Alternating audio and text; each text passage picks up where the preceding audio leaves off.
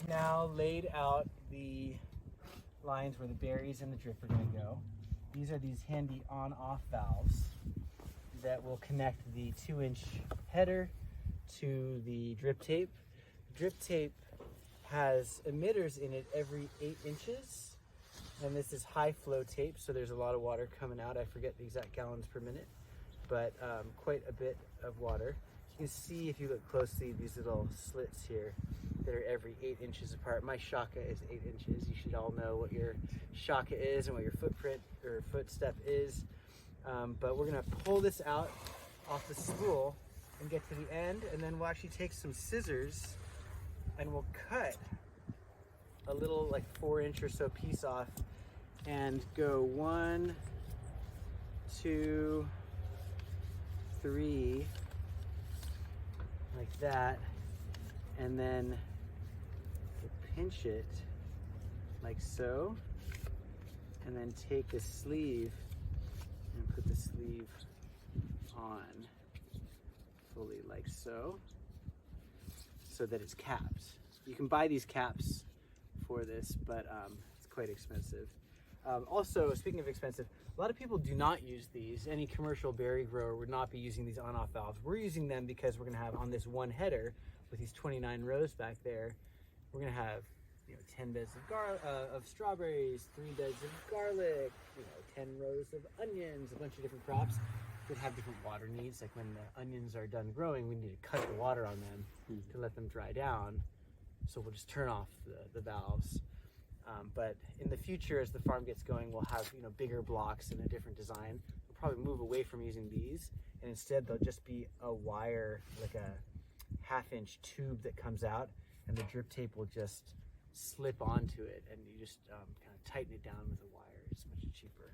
So in any case, we're using these, and here's a hole punch, and kind of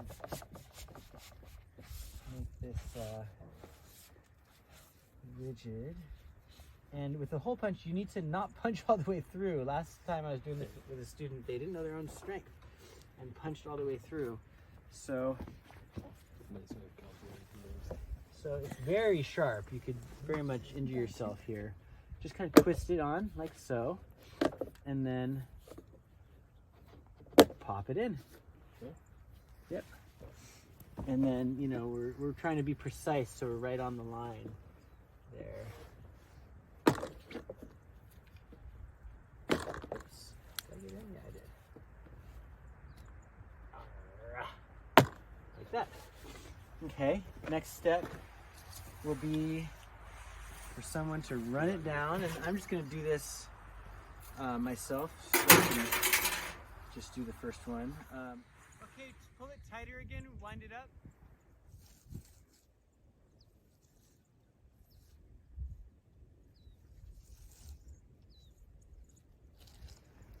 It's good.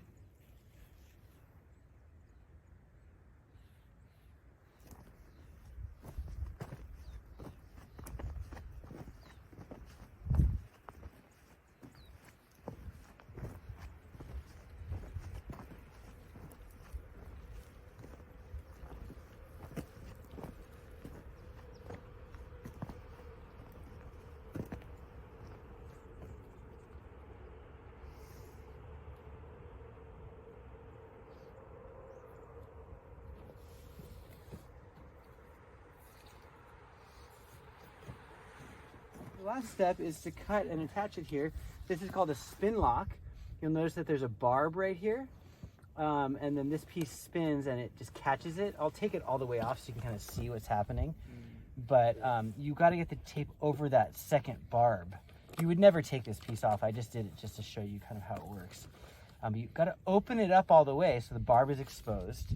And you find your tape and kind of match it there. I always try to check the tape to make sure I'm more or less in between the emitters, not cutting right into an emitter, which we are. And then you want to make a nice clean flat cut. And then voila. You gotta, sometimes easier to work without gloves. And speaking of which, it's easier to do this stuff on a hot day or when it's warm because it's nice and flexible. And so you see how I got it all the way over by making it kind of rigid? like that. There's some skill, there's some trick involved. And you got to spin it really tight. Not so tight it comes off, but a lot of people don't get that on all the way, and a lot of people don't spin it on all the way, so it leaks. And that, my friends, is how we're doing it.